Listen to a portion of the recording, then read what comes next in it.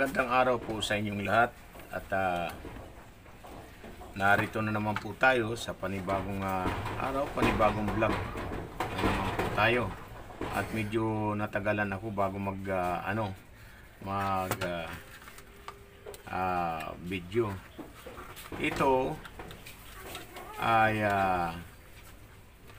mayroon po nagtanong kung paano ang gagawin sa 6 wires tapos papalitan natin ng 3 wires. Ito po. Ito ang 3 wire. Ayan po. Ito naman po ay 6 wires. Ito. Ayan. Ngayon, ang sistema po nito, huwag po kayong mabahala sa ito. Tatanggalin na po natin yan. Tatanggalin natin ang mga connection dito dahil dito nagkakadiferensya din. Minsan kinakalawang din ang husto yan. Kaya ang inyong washing, hindi nyo malaman kung ano ang gagawin ninyo. Pinalitan na ng capacitor, pinalitan na ng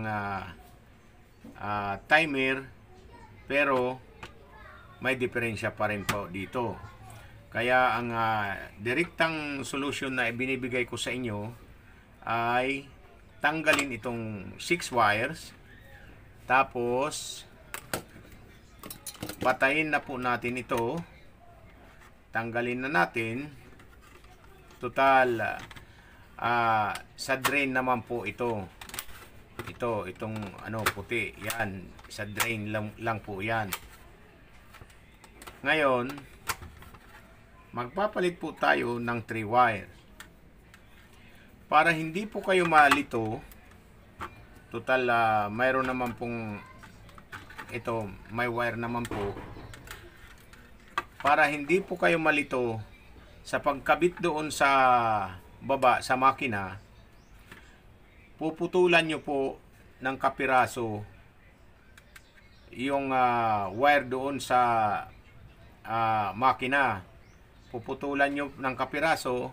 Halimbawa, ganito po. Puputulin nyo po yung nakakonekta papunta rito.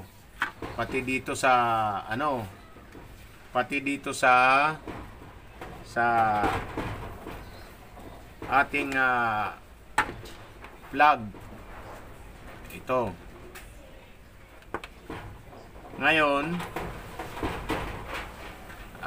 para hindi po kayo malito doon sa baba, ay titirahan nyo ng kapiraso ang inyong tatanggalin. Halimbawa, ganito. Yung tatanggalin nyong wire. Yan. Para dito sa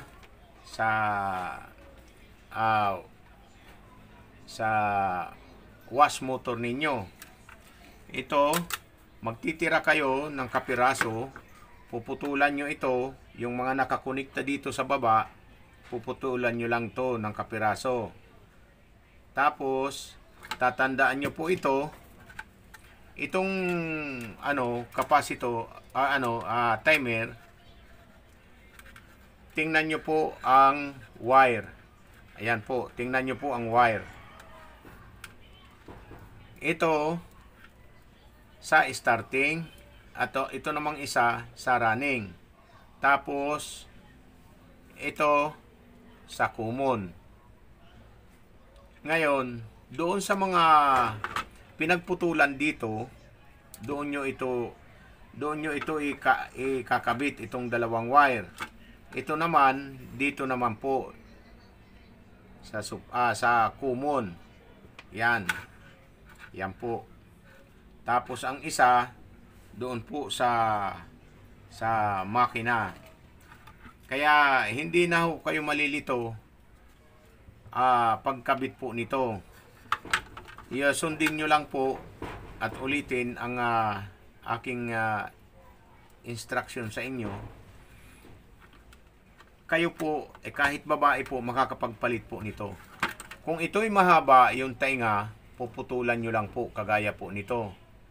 Oh, kasi ito maiksi. Ayan po. Oh. Maiksi po ito. Ayan.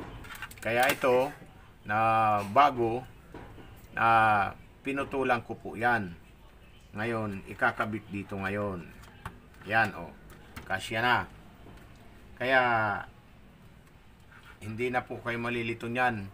Itong kulay na ito, dudugtungan nyo lang po ito ng kasing kulay din, o kung wala man, kailangan tatandaan nyo na ito ay common. Ha? Ito ang common. Ito ay sa running at saka starting sa motor. Yun po ang pagpapalit lang po nito sa timer. Tatandaan nyo naman po yun eh. Basta wala na kayong anuhin dito, puputulin nyo na lang po ang tatlong wire.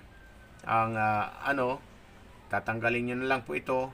Tapos ikakabit nyo ngayon dito. Kung mayroong mga kulay dito, siyang kulay dito sa ikinakabit ninyo, yun din ang ikabit ninyo para hindi ho kayo malito.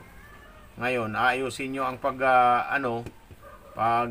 tape kasi pag ito'y kuwam, magkakaroon ng grounded ang inyong washing.